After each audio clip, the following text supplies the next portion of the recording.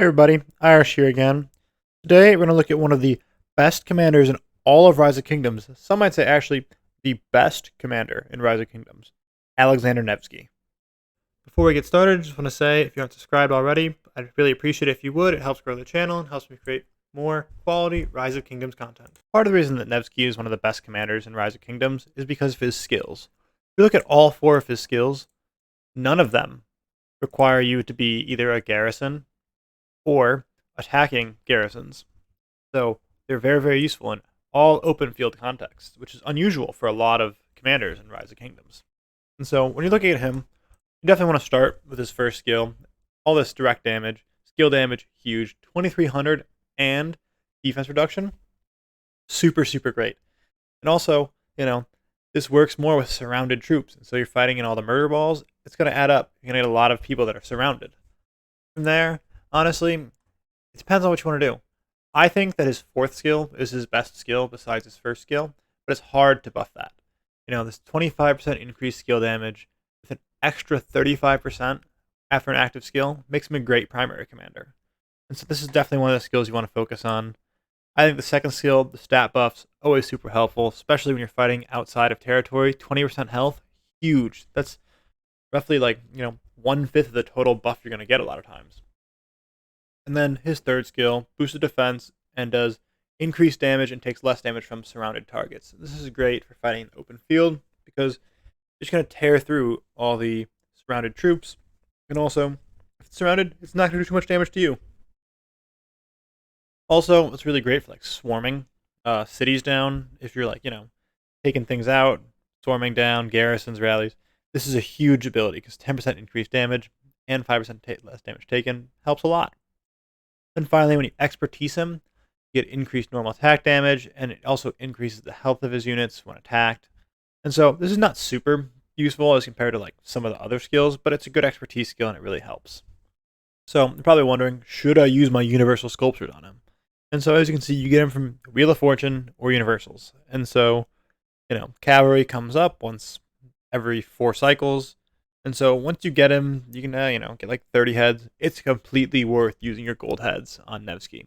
He is, without a doubt, one of the best commanders in the game. And so if you have gold heads and you can expertise him, do it right away. So due to the way that Nevsky's skills work, having the really high skill damage and also getting the buffed skill damage dealt after using a skill, this is the only skills where you should really be using for Nevsky. I know that some people want to say, oh, max the cavalry, but no. You want to get as much skill as you can here. And so you want to go get feral nature, generate rage. You want to be a rage machine generation. Just go, go, go. More rage, more rage, more rage. Then you go here, undying fury, extra rage for every attack. And finally, emblazoned shield. You want to reduce skill damage taken because you're going to be fighting the field. Almost everyone has AoE except for, basically Nevsky or other like really hard hitters. And so if you can just prevent yourself from taking some of that damage, but also doing significantly more often like hitting with your skill damage, this is going to help you win a lot better trades and do more damage, and overall just have a great experience using Nevsky. So just looking through the other skill tree, other big ones, Rejuvenate gives you more rage back. This will increase skill damage. Obviously, you want Burning Blood, more rage.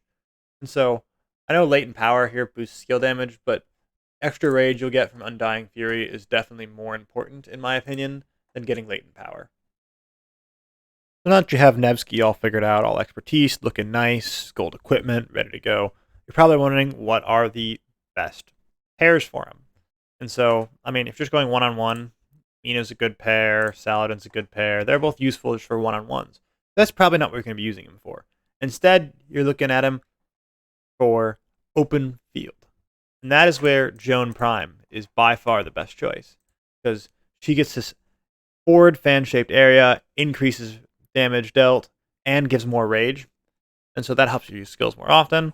And also, looking at Joan, she has this ability to do her Sacred Banner active skill immediately after doing another one. So instead of just getting, 1 extra skill damage from a second commander, you get 2 bumps of extra skill damage. And this all gets that extra 35% boost that Nevsky gets from his 4th skill. So altogether, this makes Nevsky and Joan a super powerful double.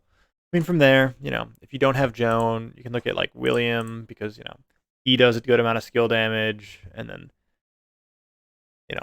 cancels the extra skill damage from buffs. I mean, XY, another one, fan area, reduced defense. But really, Joan Prime is the one you want to go to. And I know some people say I should do Joan Prime primary, Nevsky secondary, but I disagree with that. Just because this right here boosts skill damage after using an active skill. And so having him first means that that first one that you proc from Joan of Arc gets that buff. Whereas if you have Joan of Arc secondary, you have to go through, regenerate all that rage, and hit it again. If you enjoyed this video, please like, subscribe, or comment down below if you have any new ideas or things you'd like me to see go over in Rise of Kingdoms.